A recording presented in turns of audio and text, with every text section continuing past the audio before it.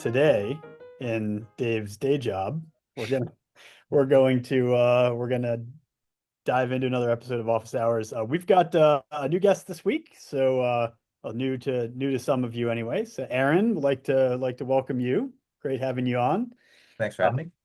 Aaron has spent countless hours with us, like just nerding out, thinking about, trying to figure out how to kind of explain and generally just facilitate conversations on this topic. And I think it's a topic that like today's topic of like maturity models in general is one that like we've all spent kind of a bunch of time like working on, hearing about over time. So without further ado, we're going to dive in. We do by way of a public service announcement. So coming up, for those of you who have like been part of or participated in our detection series webinars in the past, we got one coming up on initial access, which is going to be absolutely awesome. Those of you who are Office Hours devotees will know that, like there's a strong philosophical tie here to like finding things like really, really early. And we've been putting a tremendous amount of time and energy into research related to initial access, which is like a very multidimensional problem, but there is like a pretty specific concentration of initial access methods that we see working consistently well for adversaries. And so we just want to kind of shine a light on those. We're going to have some guests outside of Red Canary, but going to be a real good time. So please go ahead, Hank. We'll put the link in the chat there. Thanks, Adam. Sign on up. Going to be fun. Hope to see you there. All right. Without further ado, we're going to dive right in. So again, I mentioned we want to talk about security operations maturity, and I'd say like maturity models more broadly. We're going to share a couple of examples later, but this came up because there are like in general, when you kind of look at cybersecurity models and maturity models in particular, like there are a whole bunch of them. And I think Dave does a better job of explaining like why you actually probably why you want a few of them, and why like one size doesn't fit all. But in general, like there's a ton of different ways to think about maturity modeling. And the poll results up here just to kind of see everyone can see like the cross section of underlying standards and frameworks that people use to make sense of their program, score it, kind of calibrate on where they are. And so wanted to lead into this by just understanding at least like, why a maturity model tends to be a challenge. And so just kind of jotted down a few notes, and I'd say like, I tried to jot down some of mine off the top of my head, and then I'd love to hear from Dave and Aaron. But the big things for me like have always been this struggle between trying to do or understand maturity based on standards versus maturity based on outcomes. And there can be a lot to unpack there, but I'm very much a, understand where you want to end up person. And then I like mentally tend to work backwards from that, right? Like I don't want to file an 8K with the SEC. And so I'm going to work backwards from that. And, the overarching measure, the overarching outcome is, don't be breached. And then you kind of back into like operational maturity, control maturity, things like that. And I'd say my other two like observations are just, are related. So it could be easier to do this, oddly enough, like sat down with a bunch of customers, pick with some of our larger ones and just help understand how they do it, where we fit. And it can be much easier to do this, ironically, for like a single large organization that does everything in-house. Like if you sat down with a big bank that kind of like controls everything on their own, has all the dials to turn internally, has a really, really intimate understanding of like operations and technology. You have a source of truth, then I'm oversimplifying here in terms of like what's working and what's not. And it can be harder, like oddly enough, for like most of like for smaller orgs, like orgs that are kind of earlier in the journey, maybe that are like, haven't made as significant investments because they have these like a lot of external dependencies, particularly operational ones. And I think we're going to spend a good bit of time today digging into that. But, when you say, for instance, like I'm going to turn over security operations or the detection and response function to someone that's not inside of my organization, that can have a real complicating factor on like how you think about maturity, like how you get answers to some really important questions. So So that's it kind of to kick it off. And like Dave, I know we kind of jotted down a few of your thoughts. Aaron, wanted to put you on the spot though, real quick. Just, from your perspective, challenges when it comes to this, and having these conversations, folks. Like what are like one or two things you notice that makes this challenging for organizations?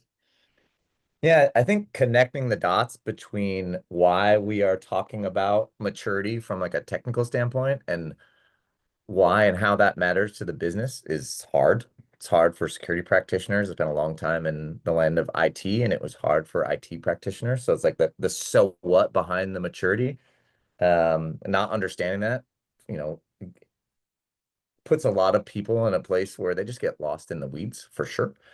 And then the other challenge I feel like is because there's so many topics to cover, and Dave is going to allude to this in the next slide too, because there's so many dimensions to a maturity model. How do you simplify it so that it becomes a useful framework for conversations to be had with your internal stakeholders? Those are the Yeah. two of the big ones I see. Awesome. I appreciate that. And yeah, and like I think that is a great segue into Dave's Go back. oh Go yeah, back. for sure, man. Yeah. Go back. I love you calling out maturity based on outcomes versus standards. It's really, really easy when many of us have to adhere to standards, um, to get stuck in the land of standards. But just like as we have a saying at home, Hallmark isn't the boss of me. Um, ISO and SOC 2 really aren't the boss of us. They're supposed to help guide us towards great outcomes. And I think it's always important to keep in mind the outcomes that those standards point to. And that's really why we talk about standards at all. So that was my bit. You move on from there. Your share, Dave. Yeah. So, and I think, come just on the heels of Aaron's comment, right? Like like, there's levels to this. There's different dimensions to it based on like what part of the organization you're focusing on. And maybe I'll, as you walk through this, I think like something I think for, the folks in the audience in the chat too, is like, even just understanding, if you're, we didn't talk about this during prep, but it's like one of the things that always sticks in my head is like, we talk about stuff like IAM or identity security, and at 50% of the organizations you talk to, that's overwhelmingly an IT function. And at 50% of the other 50%, it's considered a security-led function.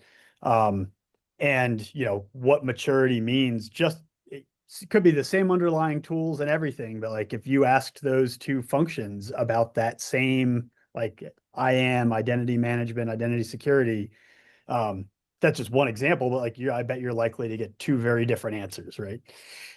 Yeah, I mean that's a fundamental characteristic of these maturity conversations that are really hard to get your head around. Um, Actually, I wasn't going to talk about that one first, but I think it is important since you've already brought that up to lean into that. Um, I first encountered this phenomenon going through my first SOC 2. And so I recall I had to be involved talking with a lot of people surrounding the product that was in scope for this SOC 2 audit. And I noticed that there were a couple of different perspectives.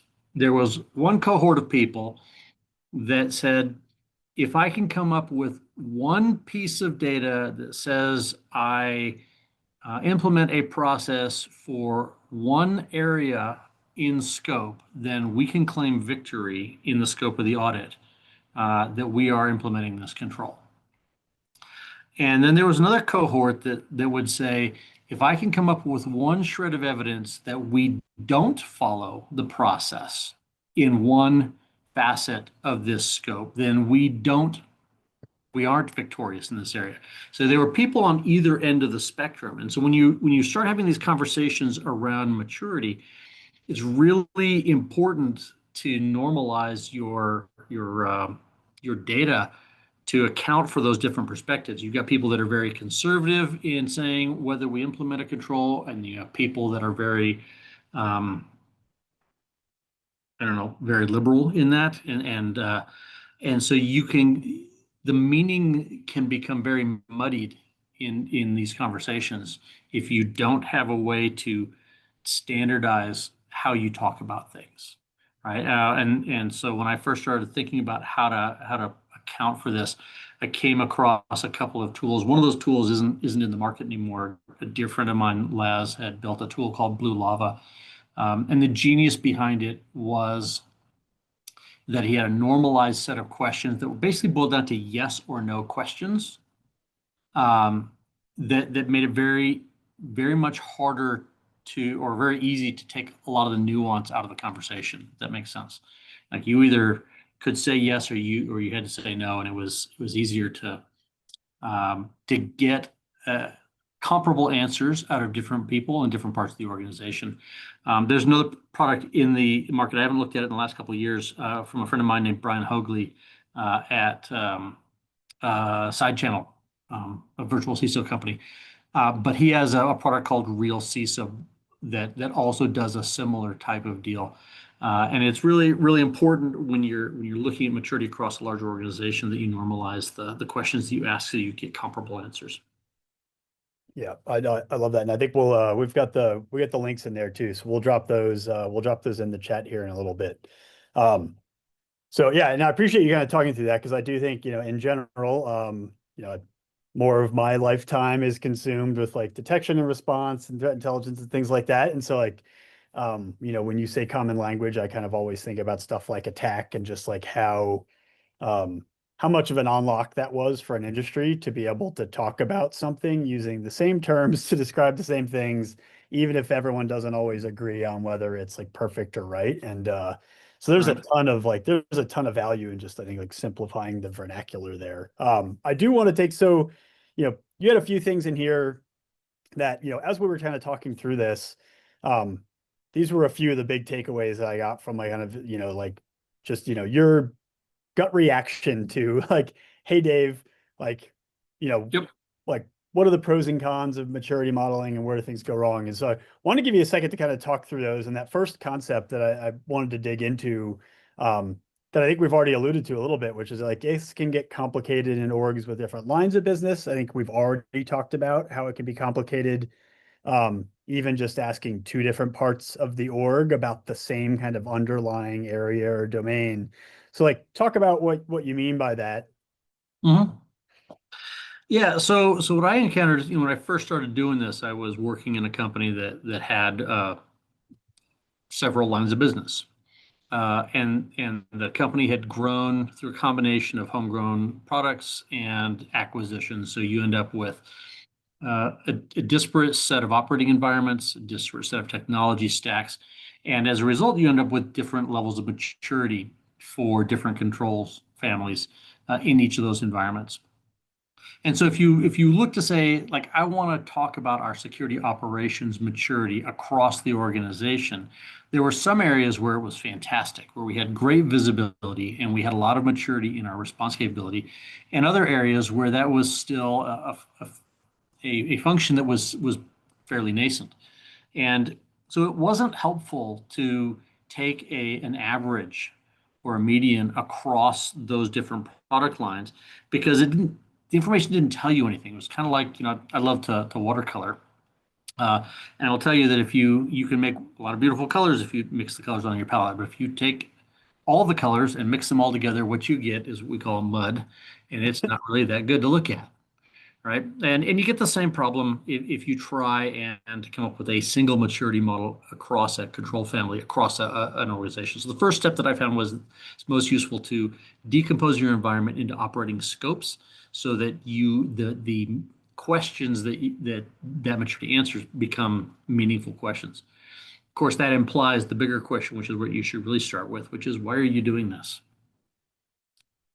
Yeah, and and again, I mean, I think we've kind of, that middle point that is just having, like that kind of big org level model, which it's interesting to think about it. Like, I love the phrase that you used when we were just kind of chatting casually about this, of like, you run the risk of taking kind of just like this median temperature, and like, because you want to be able to draw the one picture that's easy for everyone to understand, but that can really, like, the huge risk there is that, it's the things on the extremes. Like, you might be really exceptional in one area, you might be really weak in another area. And that area where you're really weak, though, maybe like that may be the Achilles heel of your business, right? And so I want to jump to your final point there, and just, I think this is another thing that, I have always appreciated about working with you even here. It's just like, being able to take a step back and say, let's not forget how we make money. And, one of the things that we kind of talked about there, and I think that, would love your understanding of, is like, how do people think about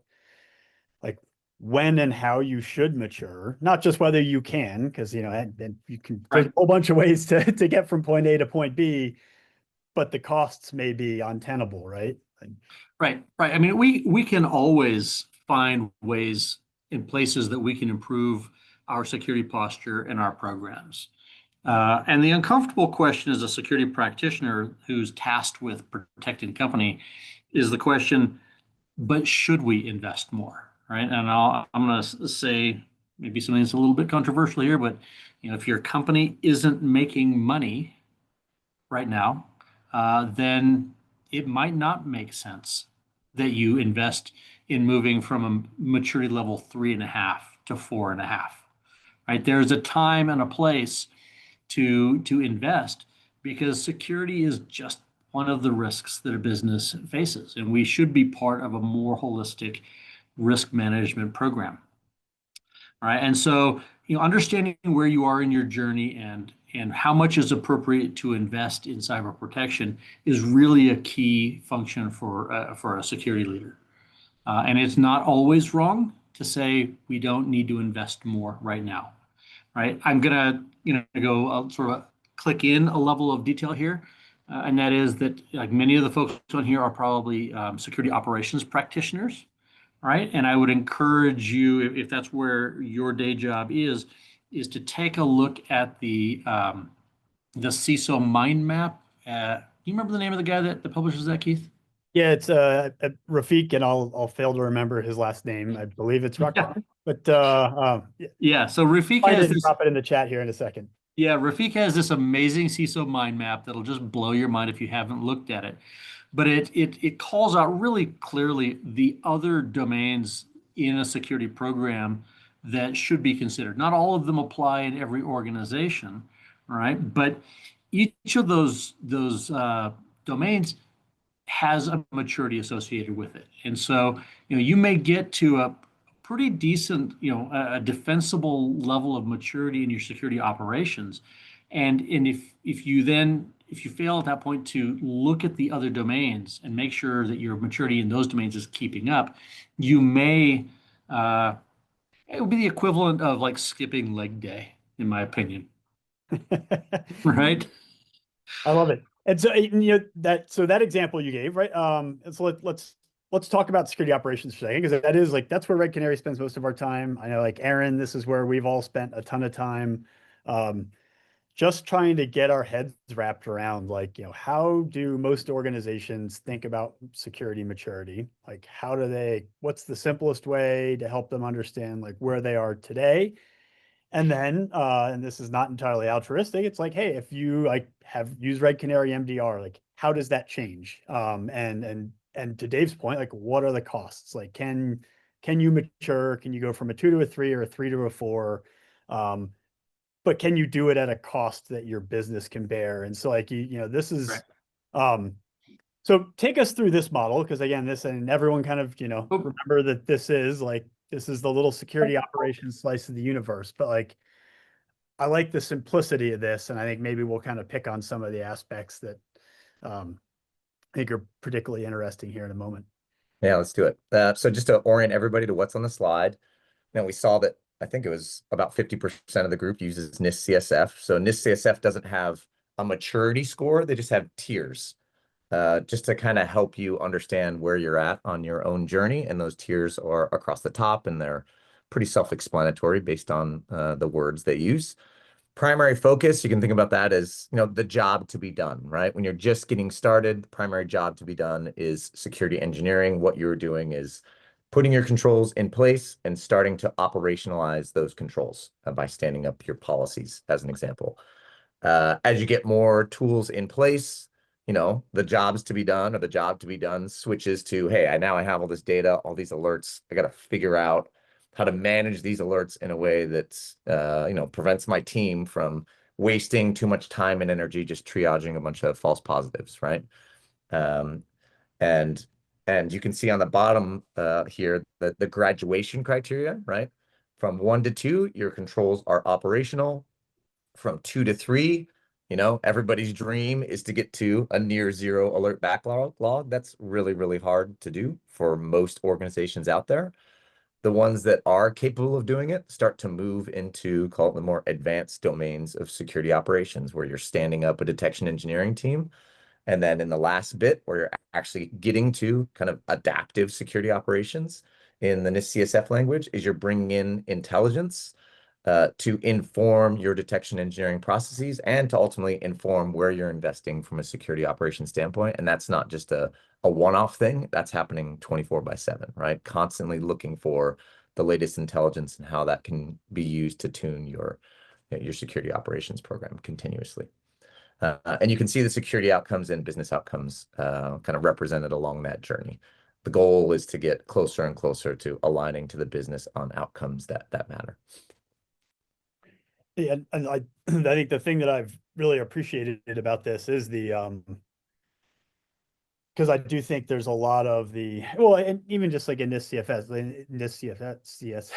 inside of those tiers, right? Like a lot of the maturity models I think that we see and we find and that like we're taught to use, you like, and actually shouldn't even say maturity models, but like frameworks or standards is like very anchored on like things you've like purchased, implemented, or activities that you engage in. And it can sometimes be hard. Like I think maybe the piece of this that that I find the most useful and like maybe the forever rule with these is like I think they work best when people change them, frankly, right? Like people should change this to suit their organization, but like having those specific outcomes and those specific criteria. And I think there's an interesting pressure test and like,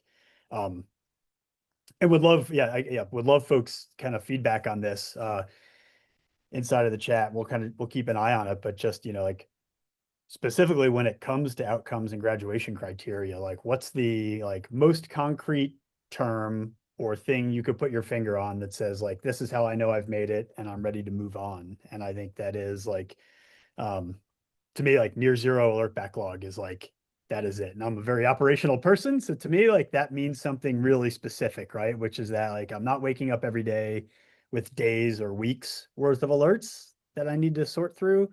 I'm waking up every day with like at most hours, right? And I think that's like an interesting, but also like very concrete measure of maturity.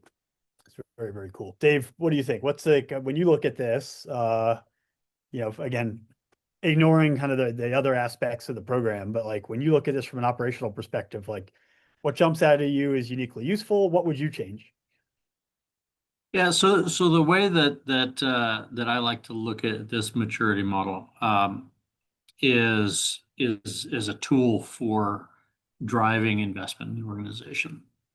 Like I love the idea of a near zero alert backlog as a business outcome. For most of our tools, the only way that you get there is through a fair amount of effort and tuning. I'm trying to remember exactly how we teed this up when we were first talking about this, but what I've found is that like if you select a graduation criteria like this, then as your operating scope increases, what you can tend to show is that perhaps your maturity will slide backwards, right? Because you've got more alerts coming in, your backlog's growing faster than you can actually manage it. And so being able to speak about that in terms of just maturity of your outcomes makes it easier to make the case with the business that maybe we need some more investment in this area. And so that's primarily the way that I look at maturity model is as a way of bridging the gap with non-technical parts of the business to say, where do we need to invest? Right. It's one of the reasons why it's important to decompose your organization into scopes, because if the aggregate maturity across all of your scopes is okay, it's very hard to say we've got pockets where we actually aren't investing enough. I like that, Dave, too, because putting maturity on a trend line actually contextualizes it with what's happening around the business, right? Like, hey, we are investing over here, so our maturity is slipping. Therefore, we may need to think about bolstering, our security investments in this area. Well, yeah, I think that tracks. Yeah, like the trend line thing, just to dig into that for a second too, is like, and if I understand what you were alluding to, Dave, it's like, yeah, we think about this all the time. I don't know. Yeah, kind of look at our internal research data related to like threats of a particular type. It's like take identity threats or something like that. And it's like you can, that's an interesting way to, not like a challenge, but it's like an interesting way to think about like where and how you can expect to see your maturity change over time, which is like, I would say a low maturity organization or one that's not spending a lot of time investing in call it like identity threat detection and response. You might have a near zero alert backlog, but for terrible reasons. And then you can invest a lot and all of a sudden you have a lot of security alerts and you have a lot of a lot of identity alerts and investigations going on. That might objectively look like low maturity because like, of course, the harder you look for something, the more in theory you should find. But Aaron, to your point, it's like yeah, most importantly, taking these measures and looking at them over time, like those things will normalize. And like the trend line is maybe the important piece, right? You can and should see spikes as you implement a new control or start looking for something in a new way. Some of these objective criteria could break down at that point, but I think that's still a super useful learning exercise. So I think, Keith, you just teed up the next slide. You've got a slide here that covers Sunil Yu's framework. And this is super valuable because like what you alluded to was the other dimension, right? You can talk about I've got identity control, family of controls around identity, but there are several jobs to do in there. And so you're right. You may have great looking maturity in the detect category or the respond category because your backlog is empty because you haven't actually identified all the identities or or you're not hoovering up the telemetry for it. And I love this cybersecurity maturity matrix that Sunil's put together here because it's really great for driving conversations with the teams that implement these controls. Yeah. And like I think I won't drive it live now just for the sake of time, but I will say like, when we're kind of walking through this and workshopping, it's like just being able to say, and this is a specific example we've run into with customers much times where like they have and I'll use identity again as an example, but like you have your kind of CorpSec identity security dimension, which is like very internal, right? So protecting your employees, usually probably like what most of us default to thinking about when we think about identity security. But then they have a customer facing product or two or three or four of them. And those products have an identity layer that may like have some overlapping parts, but the plumbing may be wildly different. And so like, that's a good example of a place where, even inside of a single organization that builds software products, you can have an entire matrix here that is just all of your different kind of like identity security, like aspects, all of your different kind of data security, like platforms, tiers, things like that. And so, yeah, very much encourage folks to give this a shot. And if nothing else, just because like, that flexibility and alignment, I think just like, painting a clear picture of what this looks like and getting the different stakeholders in the organization aligned on it can be wildly challenging, but it's like, that's a super useful exercise for us just to sit here. If I'm the head of IT and you're the head of security, just to fill these things in and understand what they look like, and just grade them on a simple scale, like that can be really, really useful and instructive. So, Aaron, what do you think? So closing thoughts, man. Yeah, I think what I really liked about this conversation we had is that these are frameworks for you to have conversations with your internal stakeholders to align people on where we're at and where we need to go, right? So the great thing about standards is there's so many to choose from, but regardless of which one you choose, it's more about actually using the tool to have the conversation to align internal and external folks on what's important. And yeah, my key takeaway for myself is actually putting this data on a bit of a graph on a trend line, showing how it's changing over time, really helps contextualize it with what else is going on around the business. Yeah, that's awesome. Dave, how about you? What do you think? Feel like this conversation today, probably cut you way short because I feel like you could do an hour on this in your sleep. But yeah, what else do you want people to know? Uh, the key takeaways are make sure that when you're having maturity conversations, you scope them properly so that you end up with meaningful answers that will drive action. Or either drive action or demonstrate the effectiveness of the investment that's already being made. Sometimes the answer is we're doing fine where we are, and we don't need to make more investment right now. Yeah, that's awesome. I appreciate that. Thank you. And I just say maybe just to steal to reiterate from like your earlier comment, Dave, too, is just like understanding the audience, right? And I think this is like a lot of these conversations are extremely useful, particularly when you're talking to peers, right? Like IT security, things like that. Um, maturity at, I'd say like the board level can look wildly different too. And so I think there's Absolutely. like a super interesting aspect to this that's like just the leveling component of it. So, well, thank you both very, very much. Appreciate it. This is cool to have an opportunity to talk about this. Again, in probably too little time. So maybe we'll carve out some sections of this and we'll rehash them in a future episode. Thank you all very much for coming. Appreciate it.